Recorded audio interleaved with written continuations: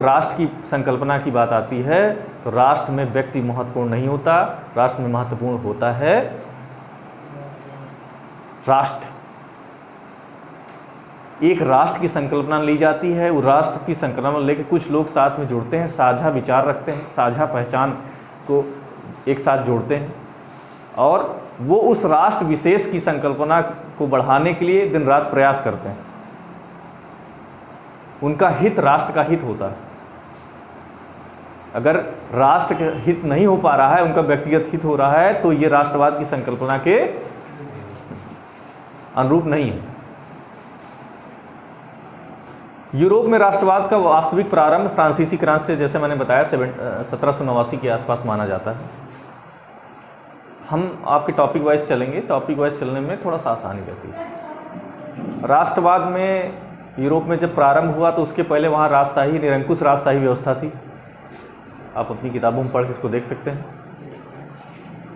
Napoleon वो पहला व्यक्ति था जिसने राष्ट्र की संकल्पना का उद्भव वर्तमान समय में किया। ऐसा नहीं राष्ट्र नहीं हुआ करते थे, लेकिन तत्कालीन निरंकुशवादी राजशाही समय में उन्होंने राष्ट्र की संकल्पना का उद्भव किया, राष्ट्र को महत्वपूर्ण बताया और राष्ट्र को ही सबसे ऊपर बताया और लोगों में इस भावना का संचार किया कि राष्ट्र ही महत्वपूर्ण है, व्यक्ति महत्वपूर्ण नहीं है। फ्रांसीसी क्रांति का असर ये पड़ा कि धीरे धीरे जो कि यूरोप छोटे छोटे देशों में नहीं बटा था, यूरोप का एक पूरा आकार प्रकार नहीं था। फ्रांसीसी क्रांति का सर्वाधिक प्रभाव, सबसे पहला प्रभाव ये हो कि वहाँ का जो निरंकुश शासक था उसको जो है राजगद्दी से हटा दिया गया। शासन का नियंत्रण नेपोलियन के हाथ में आ गया। नेपोलियन ने आसपास कई क्षेत्रों को जीता। जीतने के साथ साथ उसने ये संदेश भी प्रसारित किया कि हम यूरोप की आंतरिक अराजकता को समाप्त करने के लिए आए हैं। उसके इन विचारों का प्रवाह जैसे जैसे यूरोप में होता गया, यूरोप में बहुत से नागरिक जैकोबिन क्लब बनाने लगे, उसकी सदस्यता लेने लगे। जैकोबिन क्लब क्या था? जैकोबिन क्लब एक प्रकार से क्लब होता था जो कि एक विचार रखने का क्लब था, उसके अपने टर्म्स थे। तब नेपोलियन जब राष्ट्र की संकल्पना को लेकर चल रहा था, इस क्रम में उसने किया क्या कि एक संहिता बनाई, एक विधि संहिता बनाई। उस विधि संहिता में कुछ कानूनों और नियमों का उल्लेख किया। नियम कानून का उल्लेख करने के उपरांत उसने ये कहा, उसका ये मानना था कि राष्ट्र से ऊपर ये विधि संहिता है। उस संहिता में जो कानून लिखे हैं वो हर व्यक्ति की, इवन नेपोलियन के लिए भी लागू होते हैं। उसकी इस भावना ने नए युग की शुरुआत की। धीरे धीरे क्षेत्रीय भाषाएं पीछे होती गई। फ्रेंच की आधिकारिक भाषा, फ्रेंच है ना आधिकारिक भाषा, फ्रेंच आधिकारिक भाषा है फ्रांस की, उसको ऊपर उठाया गया। भारत की तरह वहाँ भी क्षेत्रीय विविधताएं थी, क्षेत्रीय भाषाएं थी। भारत के संबंध में तो ये कहा जाता है कि कोस कोस पे पानी बदले 10 कोस पे वानी, ऐसा कुछ कहा जाता है शायद। तो वहाँ पर भी बहुत सारी क्षेत्रीय, 4 कोस जो भी, वहाँ पे बहुत सारी क्षेत्रीय विभिन्नताएं थीं। उसको भाषाई समूह को किनारे करके नेपोलियन ने फ्रांसीसी भाषा को, फ्रेंच भाषा को ऊपर उठाया। फ्रेंच भाषा को ऊपर उठाया और एक केंद्रीकृत व्यवस्था की, एक विधि संहिता का निर्माण किया। विधि संहिता में स्पष्ट नियमों को उल्लेख किया। वो नियम वहाँ के नागरिकों के लिए थे और एक समान थे। राष्ट्र की संकल्पना यही है। किसी भी राष्ट्र में, वर्तमान परिप्रेक्ष्य में भी, और किसी भी राष्ट्र में आप किन्हीं 2 प्रकार की संहिताओं का उल्लेख नहीं पाएंगे। जो नियम हैं वो सबके लिए समान होते हैं। हाँ, नागरिकों की सुविधाओं के लिए नियमों को क्लासिफाइड किया जाता है। क्लासिफाइड का मतलब वर्गीकृत। वर्गीकृत क्यों किया जाता है? उसका सीधा सा कारण है कि नागरिकों के व्यक्तिगत क्षमताओं और उनके साथ हुई परिस्थितियों और पर्यावरण के प्रभावों, ये कुछ कठिन लग रहा होगा। इसको सीधा सा अगर समझना चाहें तो व्यक्तिगत क्षमता का सीधा सा अभिप्राय है कि अगर कोई दौड़ हो रही है, मैंने एक दिन बताया था, तो एक ही दूरी पर एक विकलांग एक समान व्यक्ति को नहीं दौड़ाया जा सकता, क्योंकि ये जो प्राकृतिक न्याय का सिद्धांत है, नैसर्गिक न्याय का सिद्धांत है, उसके खिलाफ जाता है। उस संहिता कोड का धीरे धीरे प्रचार प्रसार यूरोप के अन्य क्षेत्रों में हुआ। अन्य क्षेत्रों में प्रचार प्रसार होने पर उसमें लोगों ने देखा कि यहाँ पे धीरे धीरे सामान्य जनता को, जिसको कि मताधिकार का अधिकार होता ही नहीं था, राजतंत्र में मताधिकार कोई उपयोग होता नहीं, लेकिन मताधिकार का अधिकार उसने प्रदान किया। वो अधिकार कुछ सीमित वर्गों के लिए ही थे, जैसे कि वो पुरुषों के लिए उपलब्ध थे। स्त्रियों और बच्चों के मताधिकार को पुरुष के मताधिकार से जोड़कर देखा जाता था। ये माना जाता था कि अगर कोई किसी घर का मुखिया पुरुष जो है मतदान दे रहा है तो इसके पूरे घर का मत वही होगा। महिलाओं और बच्चों की सुरक्षा और रक्षा की जिम्मेदारी उस मुखिया को दी जाती थी। पुराने समय में मशीनों का निर्माण नहीं था, इतने बड़े पैमाने पर चुनाव कराना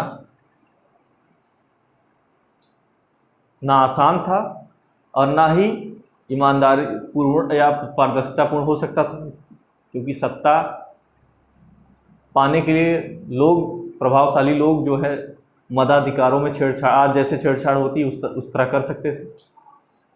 सीमित करने के लिए अपना विचार रखा, इस निष्पक्ष मतदान के प्रयास किया उसने, और मताधिकार जिनको दिया उनको इस आधार पर दिया कि आप अपने परिवार के रिप्रेजेंटेशन कर रहे हैं, आपका परिवार और आपका मत एक ही है, और आपकी जिम्मेवारी बनती है कि आप अपने स्त्रियों और बच्चों की सुरक्षा करें।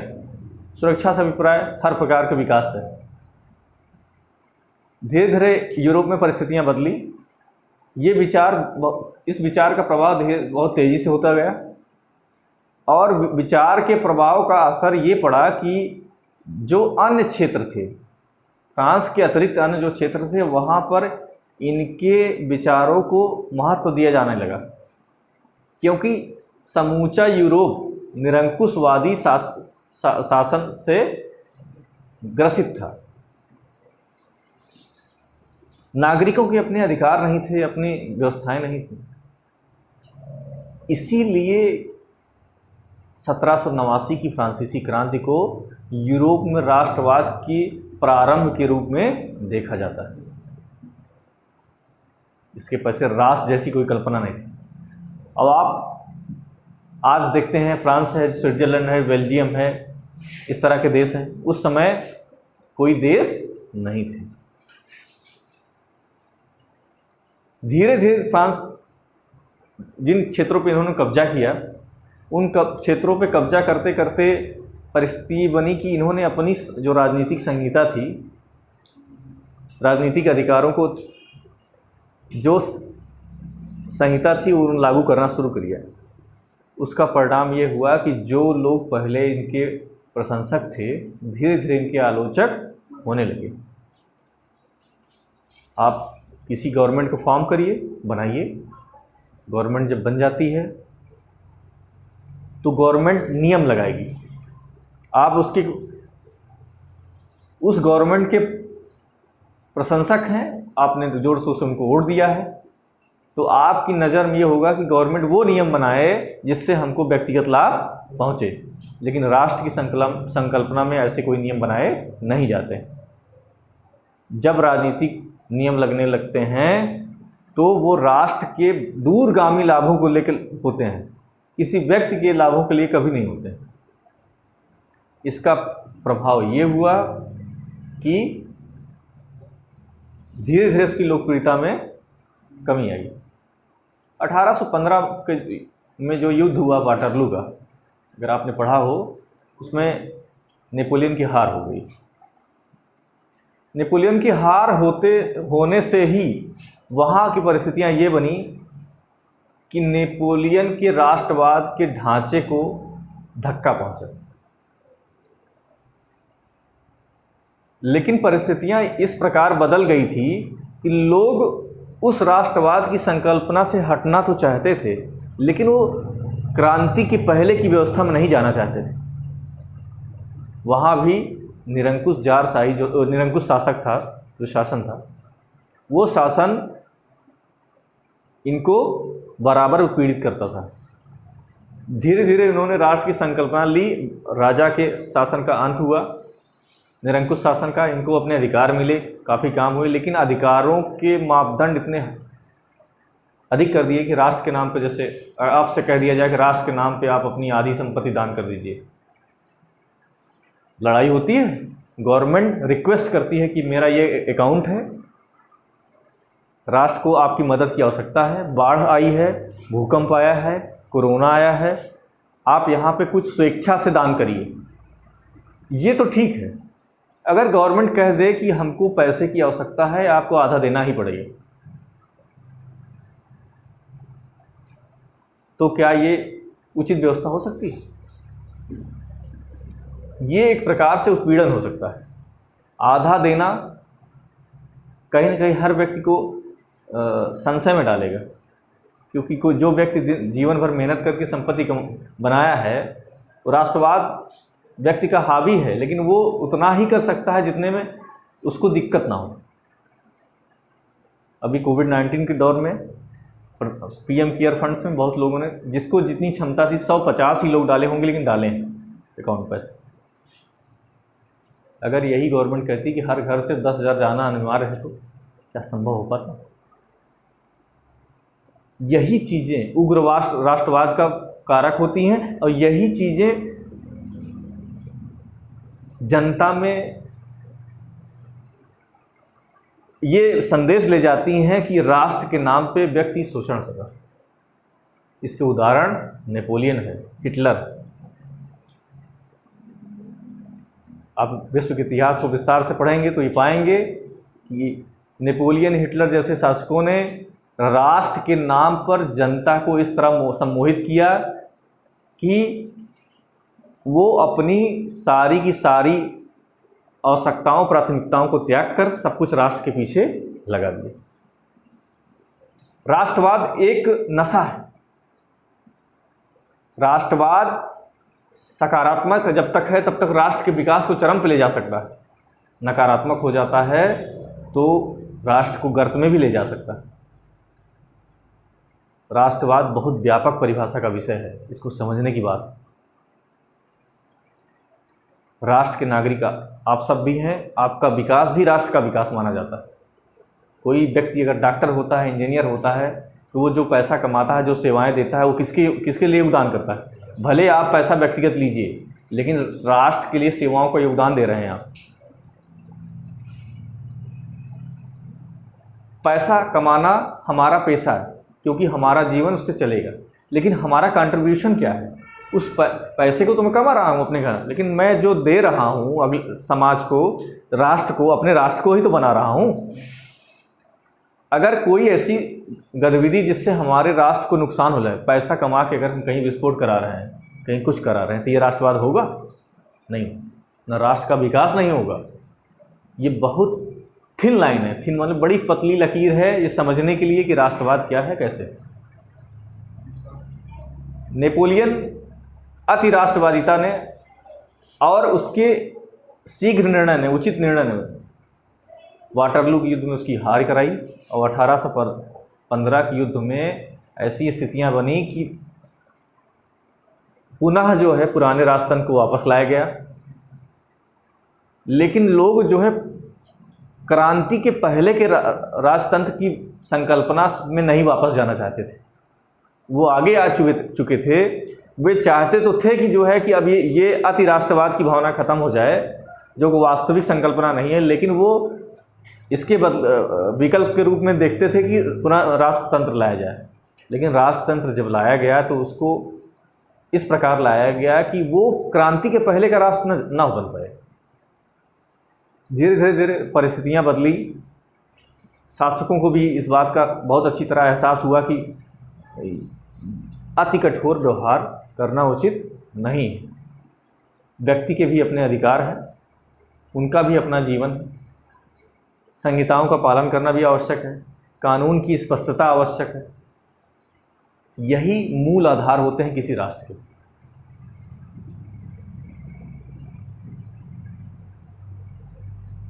दूसरा आपका टॉपिक है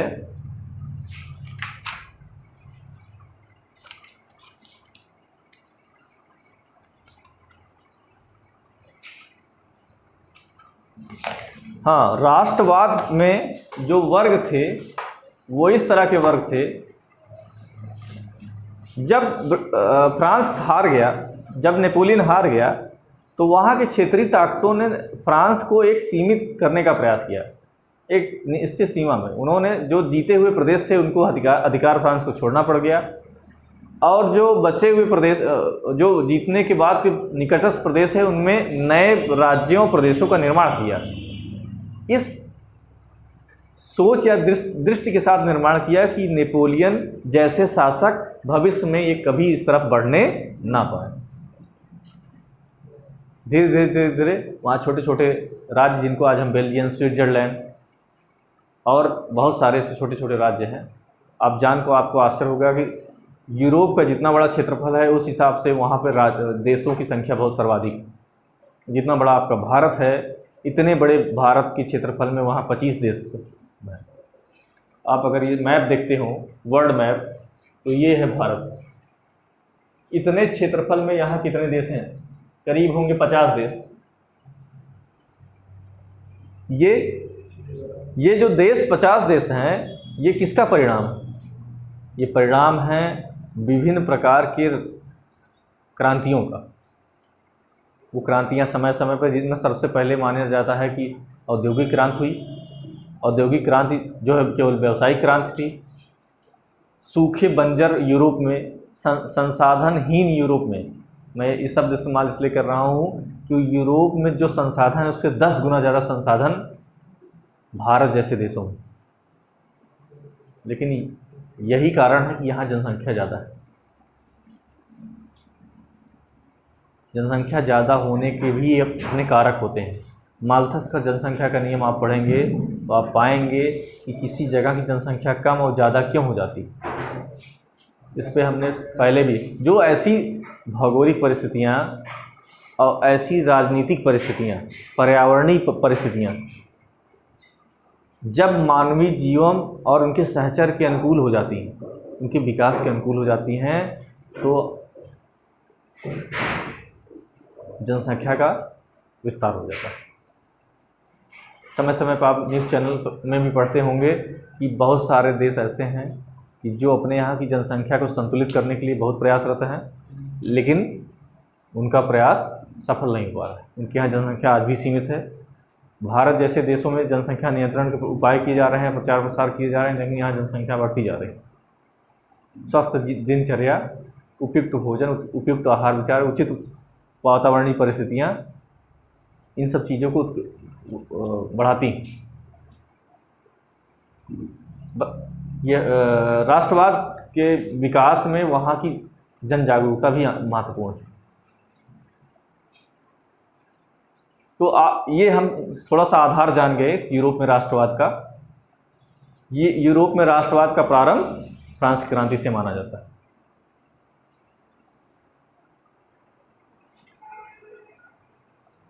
उदारीकरण, नेपोलियन के बाद उदारीकरण, राष्ट्रवाद का उदारीकरण आया। राष्ट्रवाद का जो उदारीकरण हुआ उसमें नागरिक अधिकारों को महत्व दिया गया, लेकिन राष्ट्र अधिकारों को भी महत्व दिया गया। संतुलन बनाने का प्रयास किया गया, राष्ट्र के नाम पर संतुलन बनाने का प्रयास किया गया। आपका विकास आवश्यक है क्योंकि आप राष्ट्र के तत्व हैं, राष्ट्र का भी विकास आवश्यक है। लेकिन ये दोनों परिस्थितियां अगर एक दूसरे को काटने का प्रयास करती हैं तो उनको संतुलित करने का प्रयास किया जा रहा है। संतुलित कैसे किया जाएगा? अगर अति राष्ट्रवाद से व्यक्तियों को नुकसान हो रहा है, आपत्ति है, तो वो अति राष्ट्रवाद की भावना को त्याग किया जाएगा। और अति लाभ की भावना, कि राष्ट्र में चाहे सीमा पर युद्ध पड़ा हो, आपके यहाँ बेकार का राशन पड़ा हो, लेकिन आप जो है सैनिकों के लिए राशन न भेजें, ये अति लाभ की सीमा है, इसका भी त्याग किया जाना आवश्यक रहा। इस वजह से राष्ट्रवाद का उदारीकरण हुआ। आपकी किताब में उदारीकरण की परिभाषा दी गई है, उसमें मैंने जो देखा उसमें लिखा है लिबरलाइजेशन ना, उदारीकरण। तो लैटिन वर्ड लेबर से आया है, कैसे क्या उसको आप समझ रहे हैं। राष्ट्र की संकल्पना का और राष्ट्रवाद, यूरोप में राष्ट्रवाद के उदय का विषय यहीं पर समाप्त होता है। और इसके बाद हम लोग फ्रांसीसी क्रांति के प्रभाव धीरे नेक्स्ट टॉपिक में पढ़ेंगे।